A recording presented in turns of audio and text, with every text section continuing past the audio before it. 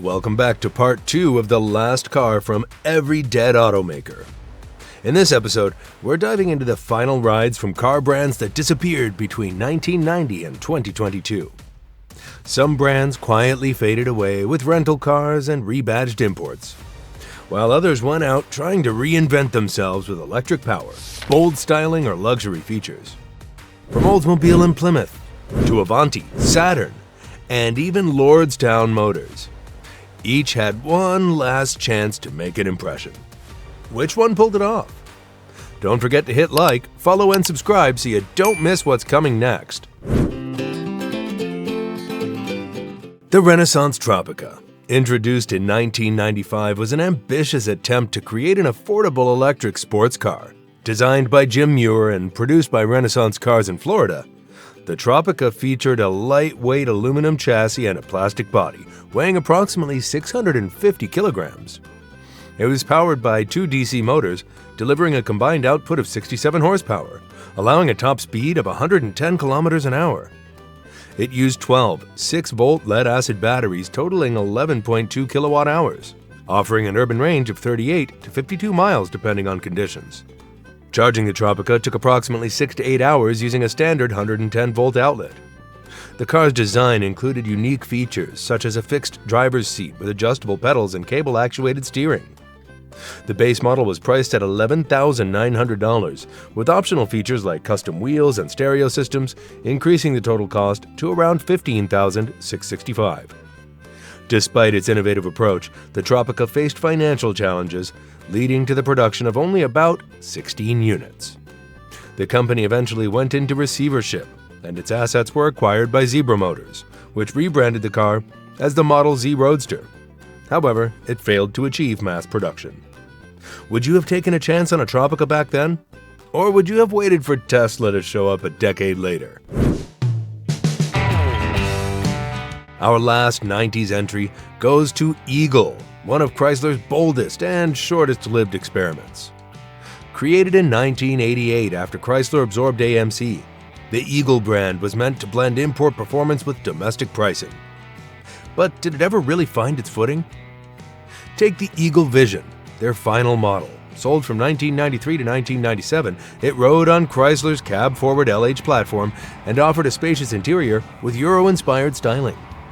Under the hood, the Vision came in 2 trims, the ESi, with a 3.3-liter V6 making 153 horsepower, and the TSi, which packed a more powerful 3.5-liter V6 with 214 horses and a touring suspension in late 1997. Prices ranged from around $20,855 to $25,035. Competitive for a mid-size sedan. Despite its sharp looks and solid performance, the Vision never gained real traction. Sales fell fast, and by late '97, Chrysler quietly pulled the plug on both the Vision and the Eagle brand itself. The intended redesign morphed into what became the Chrysler 300M. The Excalibur automobile, a neoclassic luxury car inspired by the 1928 Mercedes-Benz SSK, was produced from 1965 to 1997. Designed by Brooke Stevens, the Excalibur combined vintage aesthetics with modern performance. Early Series 1 models featured a Chevy 327 V8, 300 to 350 horsepower, and hit 0 to 60 miles per hour in under 6 seconds. Later models, such as the Series 3, featured larger 454 Ci V8 engines, though performance decreased due to increased weight and stricter emission standards. Production numbers were limited, with fewer than 3,500 units built over the company's lifespan. Prices varied, with early models starting around $7,000 in the 1960s, equivalent to over $60,000 today, and later models like the Series 5, priced at $65,650 in the late 1980s. Despite its unique appeal, the Excalibur faced financial challenges, leading to multiple ownership changes and eventual cessation of production in 1997. Today, Excalibur cars are considered collector's items, cherished for their distinctive blend of classic design and modern engineering. The 2001 Plymouth Neon LX holds a special place in automotive history as the final vehicle produced under the Plymouth mark. On June 28, 2001, This silver four-door sedan rolled off the assembly line at Chrysler's Belvedere assembly plant, marking the end of Plymouth's 73-year legacy. Equipped with a 2.0-liter SOHC inline-4 engine, delivering 132 horsepower, the Neon LX offered a balanced mix of performance and efficiency. Buyers could choose between the standard 5-speed manual transmission or an optional 3-speed automatic. The LX trim added features like power front windows, fog lamps, and a leather-wrapped steering wheel, enhancing the driving experience. Notably, the very last Neon LX produced was specially ordered by a Chrysler employee and collector. The final car had only 68 miles when it sold at auction in 2021 for $19,000. The 2004 Oldsmobile Alero GLS Final 500 Edition represents the final chapter in Oldsmobile's storied 106-year history. As part of a commemorative series, the last 500 Aleros produced were designated as Final 500 models. All finished in a distinctive dark cherry metallic paint and adorned with unique badging and numbered plaques. Under the hood, the Final 500 Alero GLS was equipped with a 3.4-liter V6 engine, producing 170 horsepower and 200 pound-foot of torque, paired with a 4-speed automatic transmission. The GLS trim offered premium features such as leather upholstery, a power-adjustable driver's seat, 8-speaker premium audio system, and a sunroof. Additional touches included embroidered floor mats and sill plates bearing the Final 500 insignia. The very last Oldsmobile ever built was the 500th Alero Final 500 Edition, which rolled off the assembly line on April 29, 2004. This particular vehicle was signed by the assembly line workers and initially displayed at the R.E. Olds Transportation Museum in Lansing, Michigan. In December 2017, it was sold at auction for $42,000 to a collector in Florida.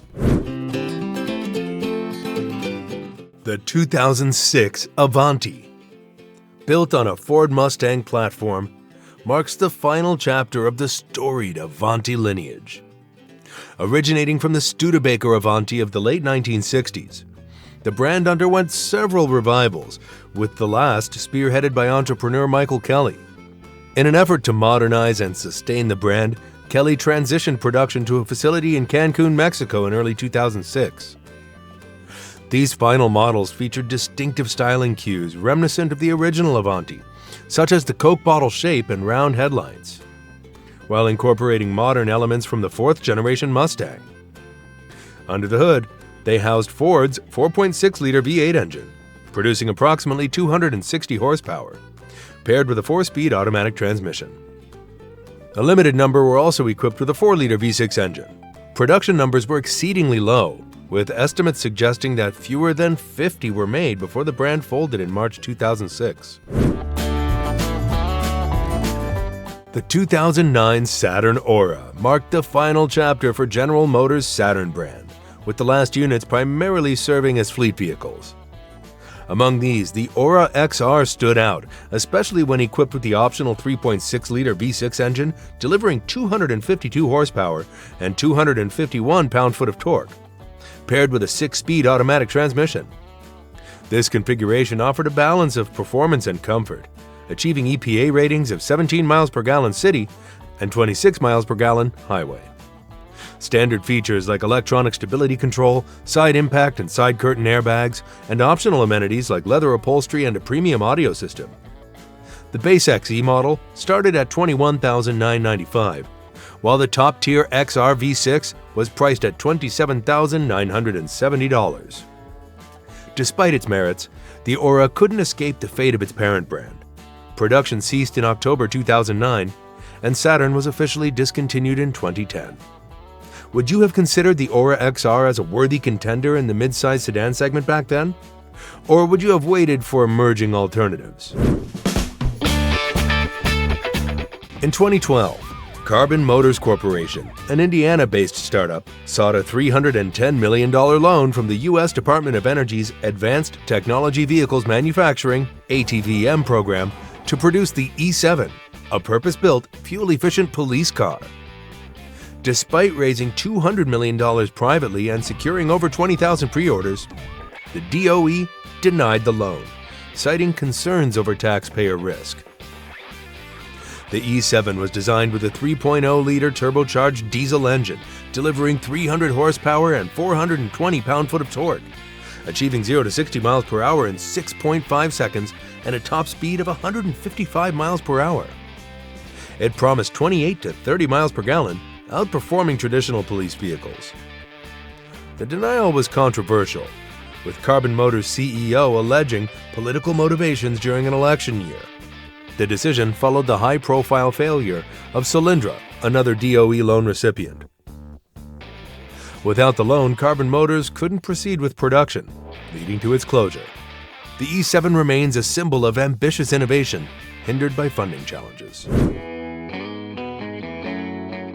Lordstown Motors, once heralded as a trailblazer in the electric vehicle (EV) industry, faced a series of challenges that culminated in its reorganization as New Ride Incorporated. The company's flagship vehicle, the Endurance pickup truck, was notable for its innovative design, featuring 4 in-wheel hub motors and a 109 kilowatt-hour battery pack. Despite these advancements, the Endurance achieved an EPA estimated range of only 174 miles, falling short compared to competitors like the Ford F-150 Lightning. Production of the Endurance began in September 2022, with plans to manufacture up to 500 units. However, by February 2023, only 31 trucks had been completed, and a recall was issued for 19 of them due to an electrical connection issue that could result in a loss of propulsion while driving. In June 2023, Lordstown Motors filed for Chapter 11 bankruptcy protection, citing a dispute with manufacturing partner Foxconn. The company alleged that Foxconn failed to fulfill its investment commitments, leading to financial instability.